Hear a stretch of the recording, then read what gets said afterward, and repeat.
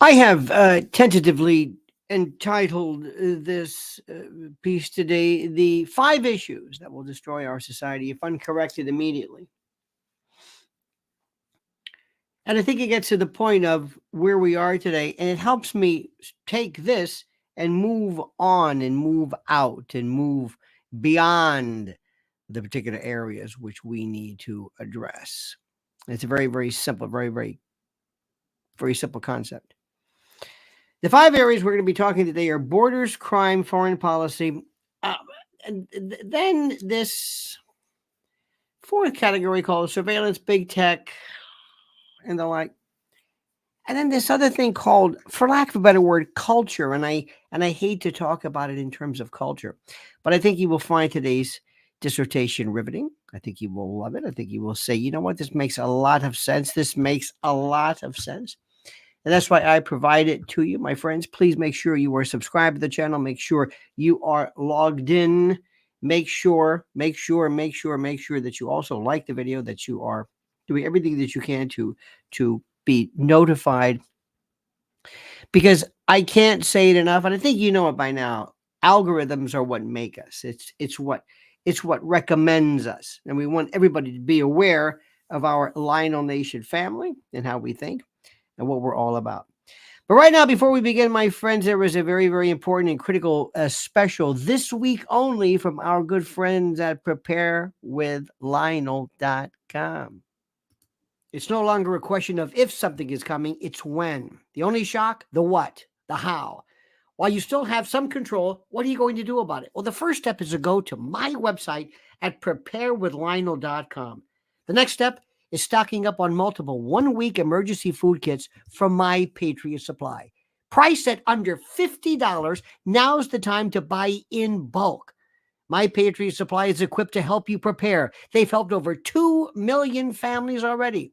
These 1-week kits with ready hour foods provide over 2,000 calories every day. And they're sealed inside a rugged ammo can so they can last to up to 25 years in storage. So just grab it and go in emergencies. Get these kits for under $50 this week only at preparewithlionel.com. That's preparewithlionel.com. Now, let's go through this very, very quickly. Let me thank you, first of all, for being there. Dear, dear friends of yours, God bless all of you. Let's talk about something which I'm going to want to make sure we understand. Why are borders important?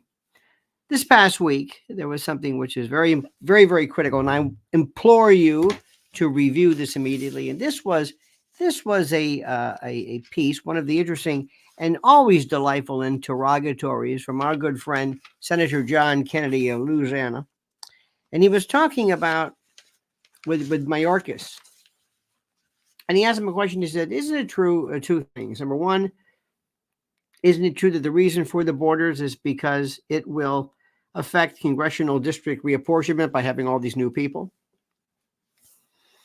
and also it will basically affect the numbers involved in reassessing and retabulating and redistributing electoral votes. It's what we were saying from the beginning, and that's why the main reason for this is it's to change everything. Now, we never talk about things in our country. We don't talk about things. We don't really get down to brass tacks. We will talk about it if it's the eclipse. If it's the eclipse, there is no amount of detail that we won't go through. If it's earthquakes, to an extent, we'll show this fanatical lunacy as to an earthquake, a little rumbling in Jersey with the 4.8. We will exclude an earthquake in Taiwan at 7.4. Now think about this. Just think about this. If you want to be a part of our show, if you really want to understand what's happening here, I ask you a very simple question. This is very, very important, very, very critical. Please understand that whatever the motivation, either because we're silly, stupid, dumb, I don't know. I don't want to say stupid. We just don't get things. Okay? So that's the notion of the border. Border's critical. And it's not because It's not because, oh, those foreign people are coming in. Yeah, but why are they coming in? Why? And there also may be another reason, which is very difficult to explain, and that is that there is a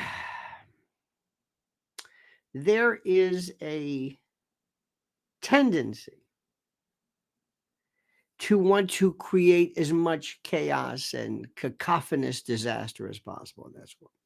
Number two, crime. This is a very broad topic, but this is something which deals with so much more than just crime. When you say crime, to me, it's also domestic terrorism.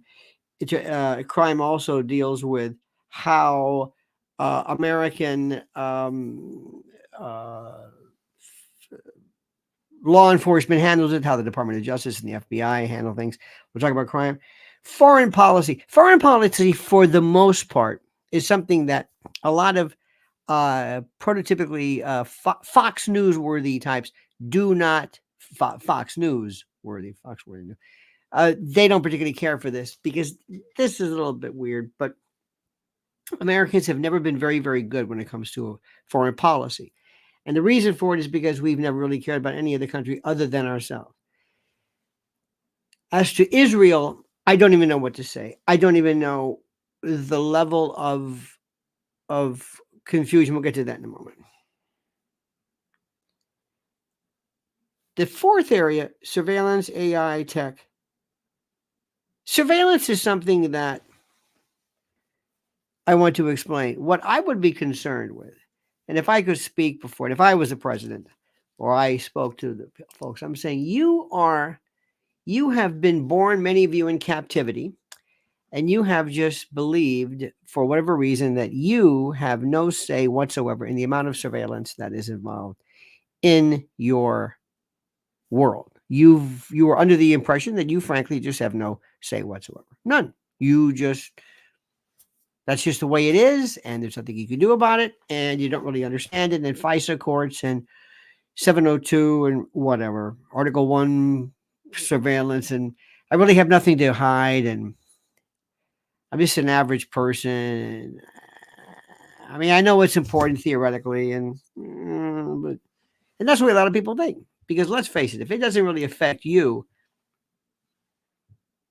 honestly, that's why to so many people the economy is so important, because it affects them. What we can do with surveillance now is forget Five Eyes and all those groups. Let's say we were to go to our good friends. Let's say we were to go to GCHQ in Great Britain. This is the Government Communications Headquarters. Okay. And let's say we go in there and I say to a buddy of mine, and we have a table. We all liaise, as we say. We all liaise. So I go to them and say, listen, here's the deal. I'm the CIA. I want to go after Liz Solak. Liz, Jimmy Green, Faye Dalton, Bobby Humley, Andy Carmen, West, Inman, the whole group. I want to go after these people, but I can't. And I can't because they're American citizens in here. But you can. You can do it for me.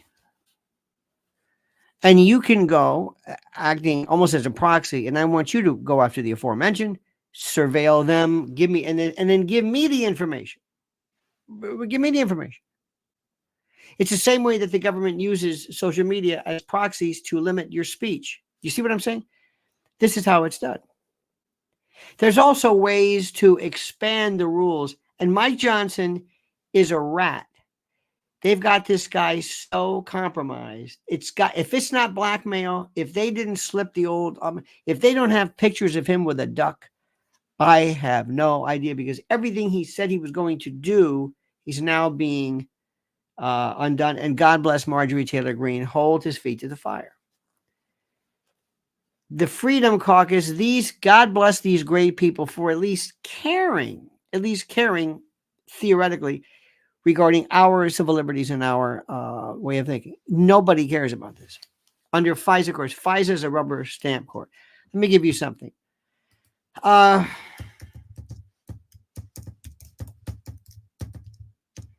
This is still one of the best ones ever.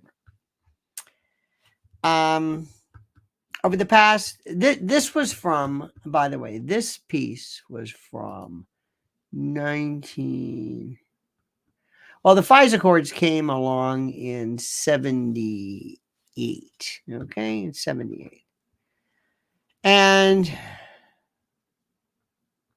I've got something here. It says here, and I'm going to read you this. Over a 33-year period, FISA Court, the Foreign Intelligence Surveillance Act Court. These are Article 3 judges appointed for a particular term. Granted 33,942 warrants. Okay, 34,000 warrants. 34,000 warrants. 34,000 warrants. With only 12 denials. A rejection rate of 0.03%.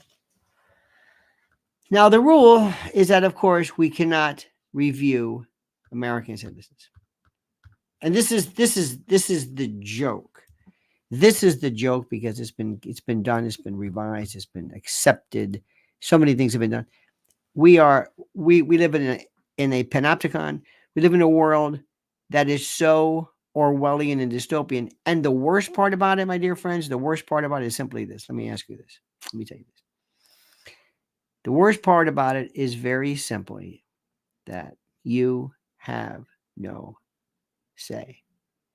And you have no idea. And nobody asks you anything. The last part of this is something I don't even know how we would address in legislation. This is called culture. And I don't even know what to say. Culture. This week I had the opportunity to take a friend of mine, who was a very nice person, to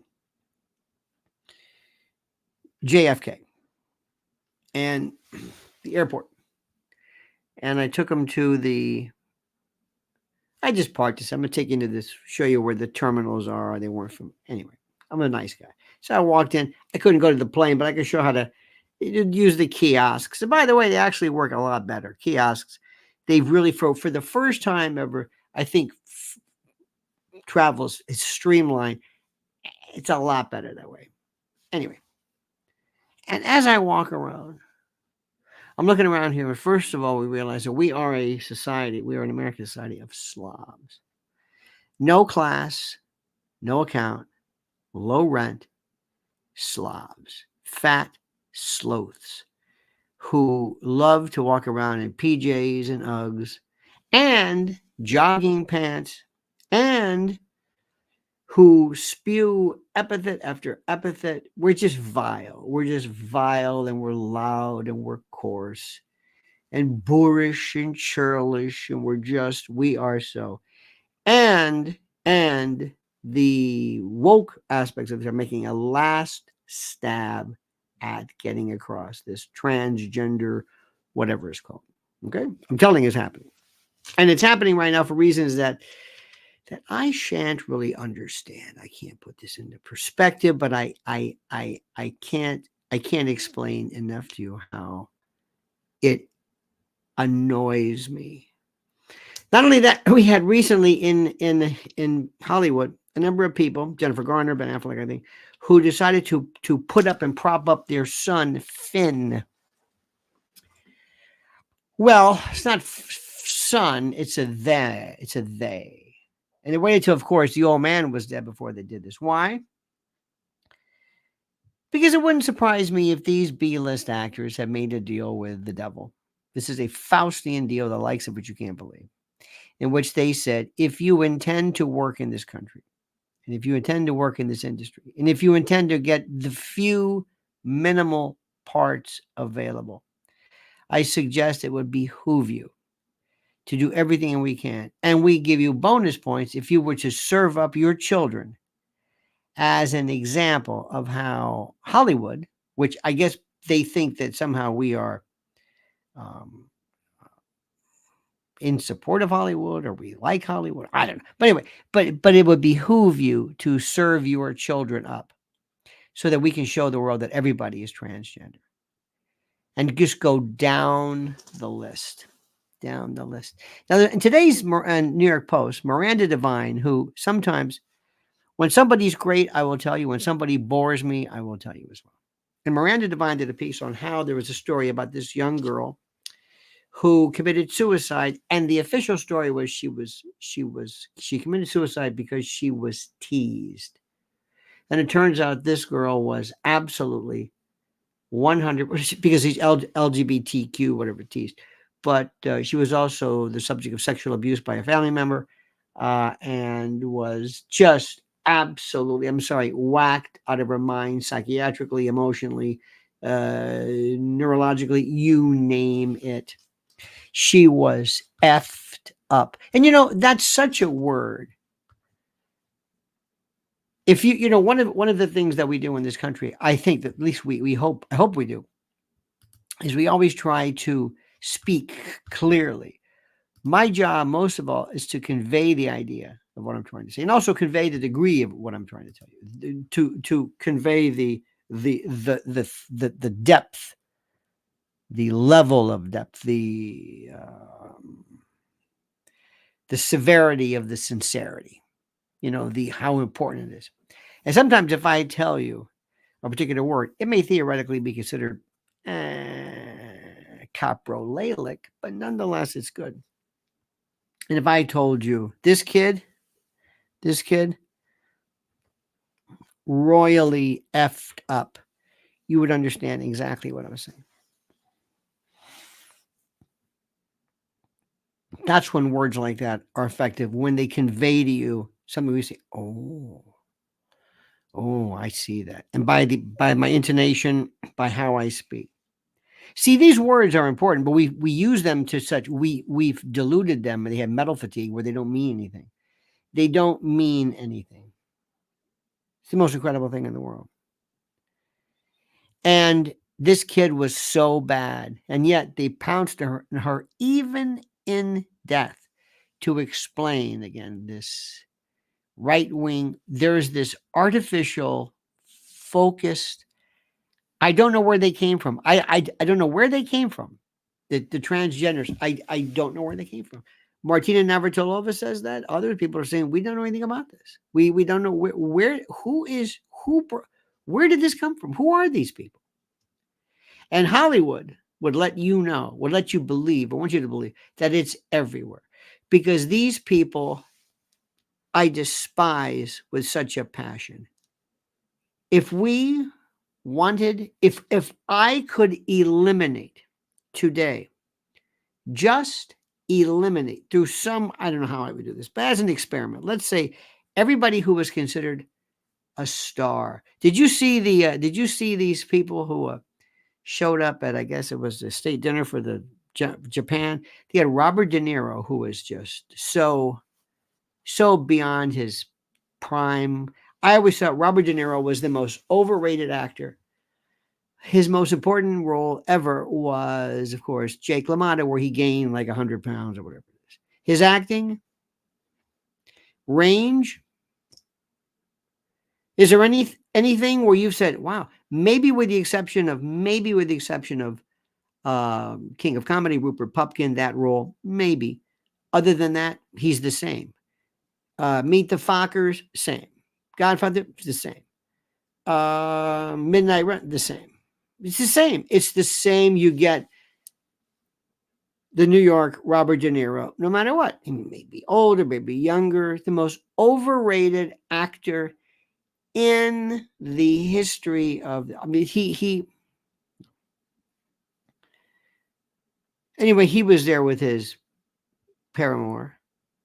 And the one I thought was the most interesting, Jeff Bezos and that thing he's, I guess, engaged to. Interesting. That's taken a long time. This thing, Lauren Sanchez, hideous, artificial, everything, breasts, lips, eyes, face, doesn't look anything even remotely like a human being. When they have They have artist reconstruction of somebody. Somebody's missing, maybe a courthouse artist, somebody. They always do these terrible pages, and you wonder, who are these people? Who are these people? Who are these people? And you don't know who they are. You have no idea who they are. It's like what they don't look normal. That's Lauren Sanchez, and she's married to this billionaire. And it's so interesting, and it goes to show you that we in this society have lost all sense of class, but all sense of self and authenticity. We don't even look like we do. We don't care what we look like. We are not here. We live in parallel universes. We live in some world, some I don't know what. We take pictures of ourselves on the phone. We take pictures of our food. We're doing touch-up filters. There was a woman the other day who took a picture. I found this so fascinating. And she is she probably knocked about 75 pounds off her. And in this photo. And she looks nothing like this. And I was telling somebody, but she doesn't look like that. He goes, yeah, but it's a folder. But she doesn't look like that. I said, let me ask you something. Would you mind if I had a filter that made me take on African American characteristics? Would you think that'd be okay? Yeah. Darker complected, but also eyes, nose, lips, hair, just everything. Or Asian or anything else in that matter. Or maybe I'm in a picture. It's like, you know what? I don't know. I don't like my height. I want to be 6'3". I want to be 6'3" and African American with a little Asian. I want to have a little bit of an epicanthus. I want to have a little Asian. And I want to be skinnier or more. And I want to be younger. And pretty soon, this thing that I'm saying, but that's not you. It doesn't matter. It's what I want to be. And what I just said was so critical and so important. What I said, but it's what I want to be. And my delusion, my fantasy, that will determine what it is that I want to be. Reality means nothing. I don't care it doesn't matter. It's what I want. It's what I think I am. It's what I think. Now, there is something going on, which is the most interesting. As you know, there is it's not even a war, but it is an absolute slaughter. And the word has come up, and they asked Lloyd Austin, do you believe that what's going on in Gaza is a genocide? And let me ask you, my dear friends, if I could ask you very simple, and there is no right or wrong answer to this. I ask you specifically, will you tell me this simple question? Do you believe that Israel is committing genocide right now? That's the question. Let me see how you answer that. We got a yes.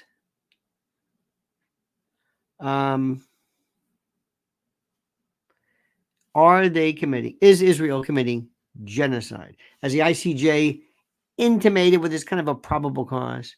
We got a yes. We got an absolutely not. I believe so. A yes, a no, a no. And it's interesting. And I respect that. It is a genocide in Gaza, Rommel says. They're trying, I guess what that is. No, it's not that. Okay. And not even close. Okay, very good. I believe all war is insane. West Rice, okay, very good. No, okay. What is your definition of genocide? What is your definition of genocide? And by the way, there is no trick question to this. There is no trick question. Let me ask you a question. Do you believe that genocide took place and I made just a little memory lane here. Darfur, Rwanda, Bosnia, Herzegovina, Cambodia.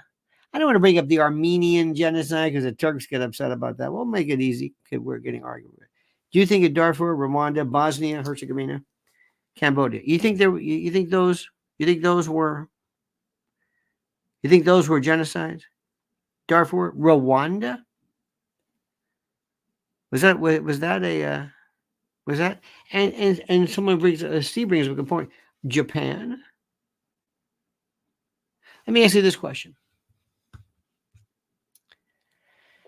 There was something that happened years ago, and it happened on March 16th, 1968. It's called the My Lai Massacre. And it was reported that between 347 and 504 civilians were killed by U.S. soldiers from Company C, 1st Battalion, 20th Infantry Division, and Company B, whatever. And the victims included men, women, children, and infants. And some of the women were gang raped and their bodies mutilated. Some soldiers mutilated and raped children who were as young as 12. It is the largest publicized massacre of civilians by the U.S. Forces in the 20th century. Why isn't this a genocide? Now, genocide definition. This is important. Remember what I taught you. Always say, what's the definition? Give me the definition. Genocide is an act that is intentionally destroys in whole or in part a national, racial, ethnic, or religious group through the following means. It's very simple. Killing group members, causing serious mental or physical harm to group members, deliberately inflicting conditions on the world. Now, it says, remember, it means the intentional destroying in whole or in part, a national, racial, ethnic, or religious group. Now, I don't know about you, and you can sit back and to all my friends who say, well, this is genocide. I'm saying, well, what about My Lai? Was My Lai genocide? It's 300 people. Yeah, but that's it in whole or in part. So if you have your version of, I don't think this is genocide, my question is, okay, first of all, do you know any time where there has been? Did you think Darfur was a genocide? Rwanda, Bosnia, Herzegovina, Cambodia, the killing fields, Pol Pot. Yes. What's the difference? Good luck. Good luck. And it starts like this. Number one group of people will say, look, Hamas is a terrorist organization that uses civilians as human shields. How many are there? I heard somebody say 50,000 Hamas people in Gaza. Got it. 50,000. Okay. And that they're there. So what you might consider to be, well, this is a terrorist organization who has as its goal the elimination of Israel. So consequently, anything that is done to eliminate them, up to and including even using lavender and artificial intelligence, that's the way it goes. That's the way it's going to be. That's it. And they will say this. They will say this, and they will say that is precisely what we're going to do. And whatever it takes. So one day, if you wake up and you say, hey, guess what? There's no more Gaza. It's just gone. Really? It's gone. The whole thing. Oh, okay. Could that ever be? Where are the Gazans? I don't know. I guess they left. Where'd they go? I don't know. Did they go to Rafah? Oh, Rafah, not good. Did they go to Egypt? No. Did they go to Jordan? No. Where'd they go? I don't know. But they're not there anymore. And once you leave, you can't come back. Will there ever be a day where there are no Palestinians living in Israel? And these are questions that when you ask somebody the question, is that, do you think it's pretextual? Then you ask people, okay, what would you do? What would you do after years and years? Yeah, you talk about. So anyway, what I'm saying right now is the level of there is no consensus, if you will. And I understand why, because it's not as clear because of the word. But I ask you this very, very simple question, and this is very important. What do you think it's going to take to resolve this, if ever? That's number one. Do you see what's happening involving this schism? Ben Shapiro and Candace Owens. Now, you might say to yourself, whatever. I'm really, now, I say this gratuitously, and it doesn't even matter. But I'm not a fan of either.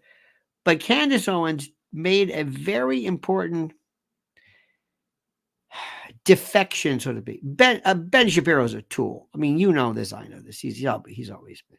And there are two. Oh my God, there are folks who are just look. God bless somebody.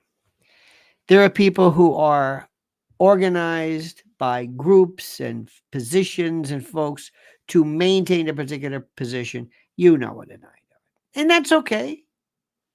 I love when they get upset. They say, "Is there an Israeli lobby?" There are a million lobbies. Who pushes CPAC?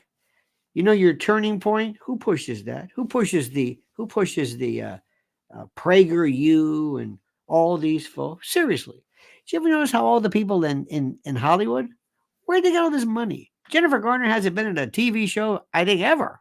I don't even know when. I don't even know what the hell she's doing. And Ben Affleck, I don't know.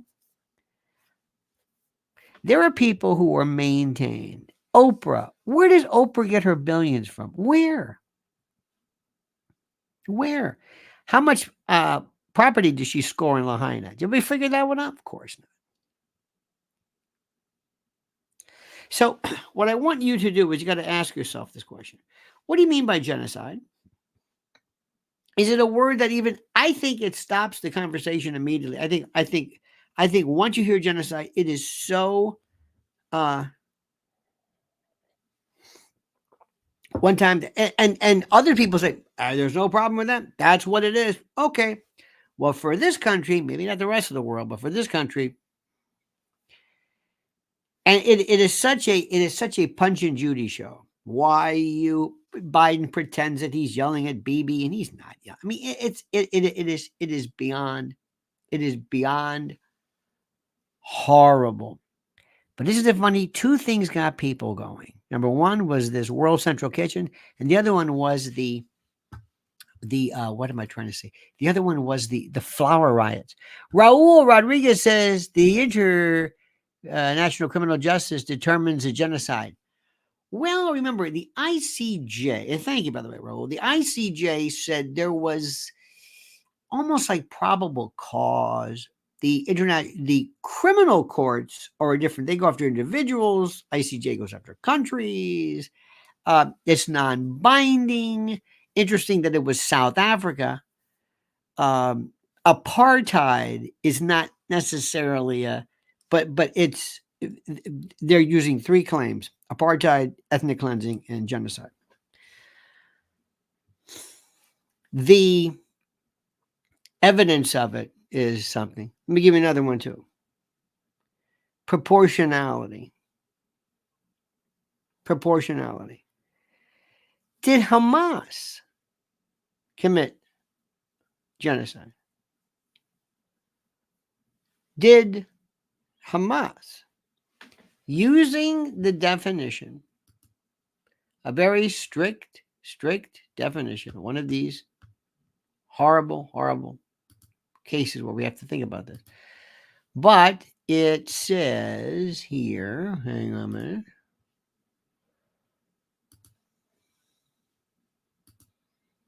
I'm so sorry, dear.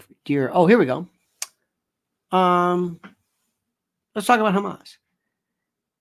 An act that intentionally destroys in whole or in part,